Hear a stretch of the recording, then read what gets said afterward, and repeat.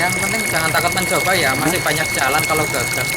Mungkin di cara yang kalau di Koridor Panda ini, mungkin di cara yang ini belum jadi, cari cara yang lain lagi. Karena masih banyak cara. Ikan hias sudah lama, terus juga pasarannya luar biasa lumayan. Bukan cuma di lokal, kita diekspor juga. Di luar negeri juga lumayan. Permintaannya juga kalau Koridor Panda tuh luar biasa banyaknya. Cuma ke tambah banyak gitu pembudidayanya, terus pembesarannya juga semakin tambah banyak.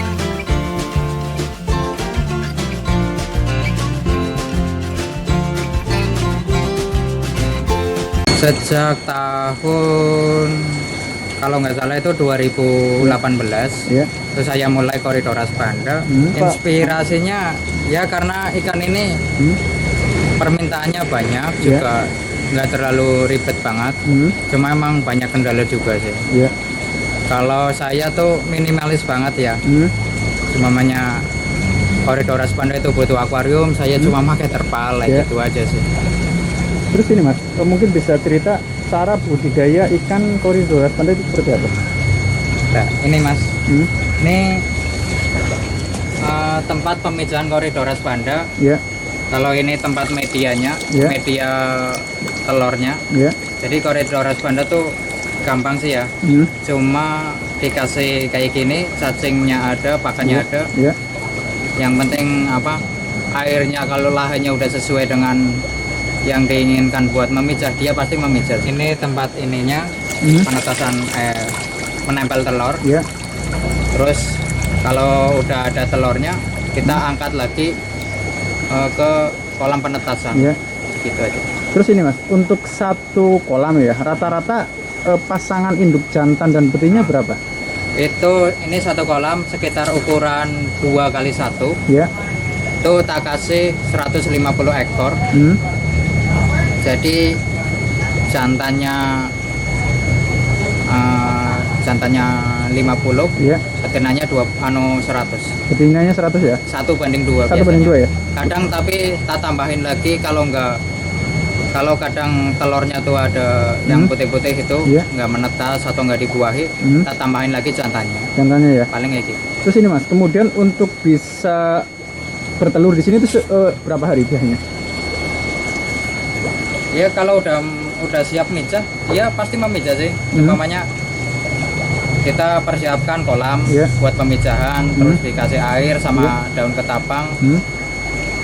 Biarkan selama sehari lah, ikan udah adaptasi, besoknya bisa memijah. Bisa langsung memijah ya? Kemudian setelah pemijahan kan dipindah ke tempat penetasan telur ya?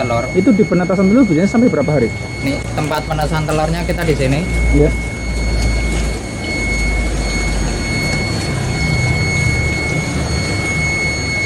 Ini tempat penetasan telurnya. Kita cuma memakai terpal, alat seadanya aja. Ini sekitar 4 hari bisa menetas. Udah 4 hari kita langsung taruh ke kolam. Langsung ke kolam pembesaran ya? Iya, larvanya diambil langsung di kolam pembesaran. Terus ini Mas, tadi kan untuk satu kolam 2x1 meter sekitar 150 induk lah ya? Iya, ekor. Itu bisa menghasilkan berapa telur kalau boleh tahu? Kalau sebenarnya sehari aja lah ya Mas, aku memijah tuh sekitar 5 kolam itu sekitar ada 1.500 sampai 2.000 larva. Bukan kalau telur ya susah ngitung ya, tapi ini udah dalam bentuk hitungannya tuh larva. Jadi kalau 1x2 itu ya mungkin sekitar 400 ekoran, 400 larva. 400 larva ya? Satu semuanya dalam apa tadi 150 ekor itu ya. Untuk pasangan betina jantan ya? Ini kan setelah 4 hari kan sudah mulai menetas lah ya? Itu kemudian dipindah ke kolam pembesaran? Kolam pembesaran. Itu pakan yang diberikan itu langsung full cacing sampai berapa? Sampai apa? Masuk ukuran jual. Ukuran jual ya? Iya, full cacing dari itu sampai itu nggak ada perawatan khusus sehingga pakai ini, cuma ya kayak gitu aja deh, langsung ke makan cacing aja gitu sampai jual. Itu sampai umur berapa dijual nanti umur? Kalau jual tuh sekitar 2 bulanan. Sekitar 2 bulan ya, udah siap untuk dijual ya. Terus ini Mas, untuk memilih induk Corydoras. Itu yang seperti apa gitu supaya menghasilkan anakan yang berkualitas? Pokoknya nggak terlalu ribet aja. Yang penting ikannya tuh rapi, nggak cacat. Ya. Terus juga kalau bisa bikin induk sendiri itu loh. Jadi tahu keadaan dari kecil sampai jadi induk.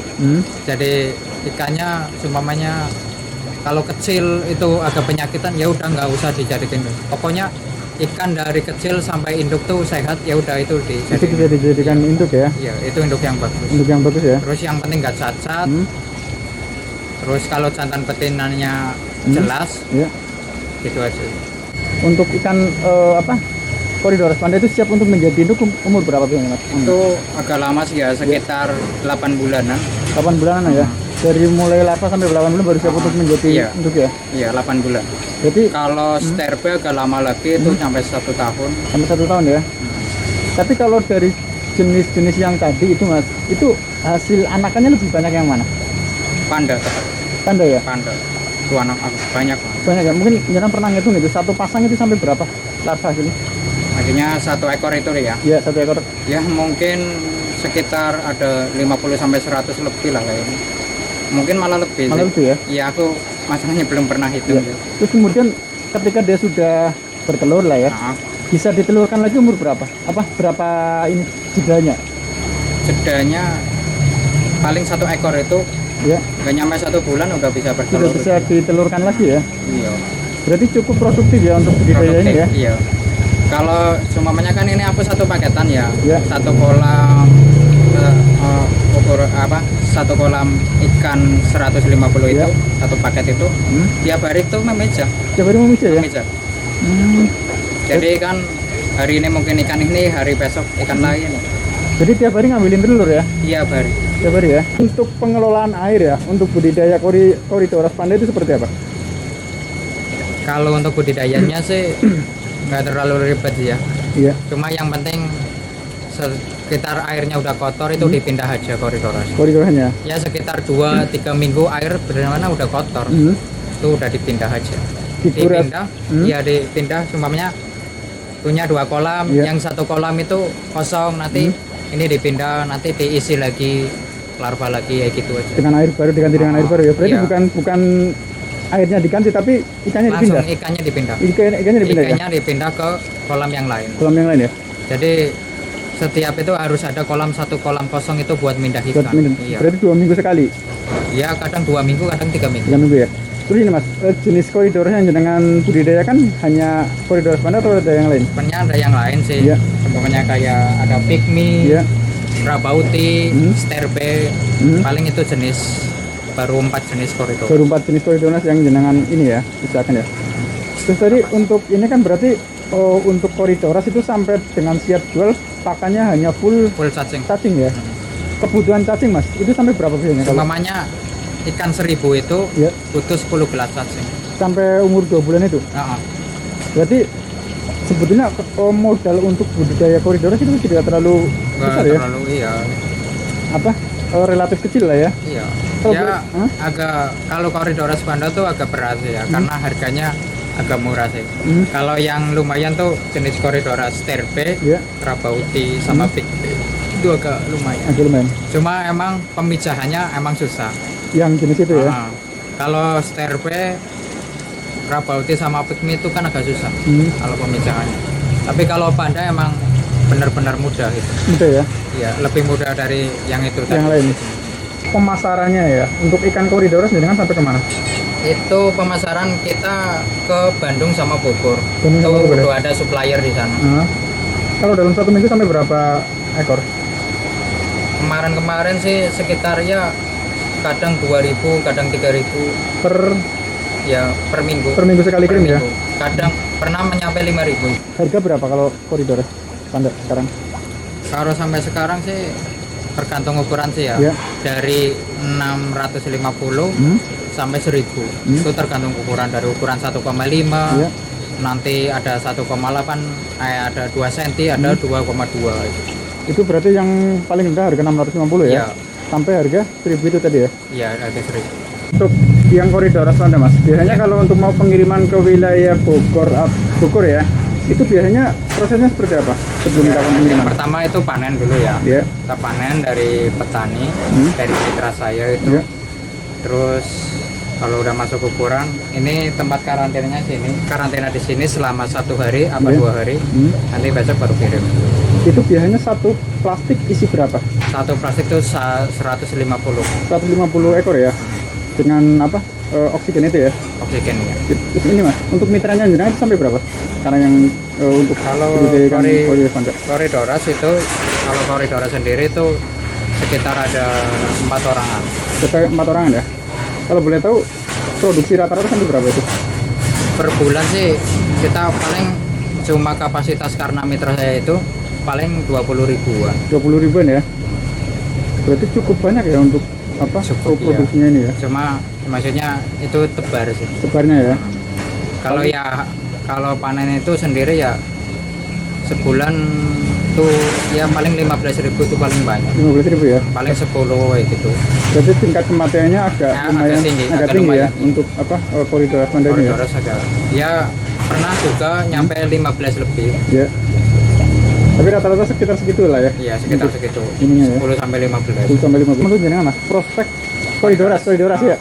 Tetap jalan Mas, itu ikan udah lama sih. Iya. Sebenarnya ikan hias sudah lama. Terus juga pasarannya luar biasa lumayan. Tinggi. Bukan cuma di lokal, kita di ekspor juga. Di luar negeri juga lumayan. Permintaannya juga kalau Corydoras Panda tuh luar biasa banyaknya. Cuma emang ya itulah bikinnya emang agak susah.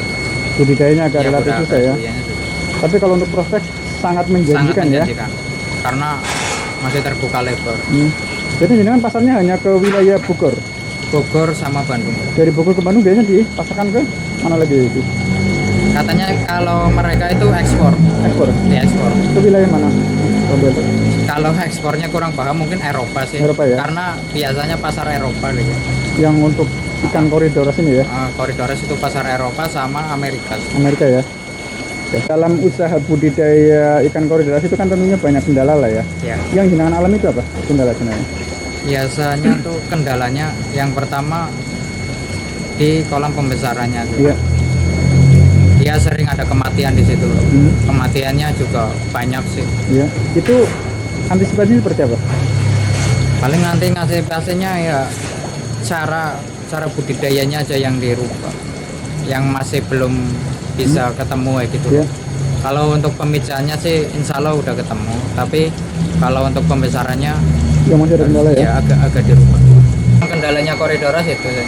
Kalau apa namanya larva sampai umur itu hilangnya agak banyak juga. Sampai berapa persen? Ya kemungkinan bisa 50%.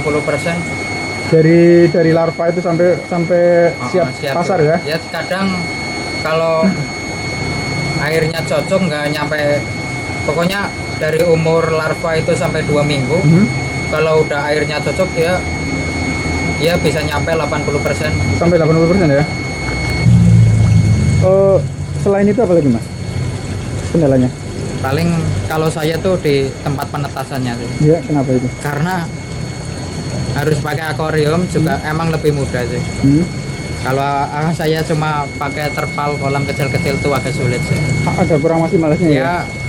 Iya, pertama kurang maksimal, terus kedua cara panennya susah. Cara panennya susah ya.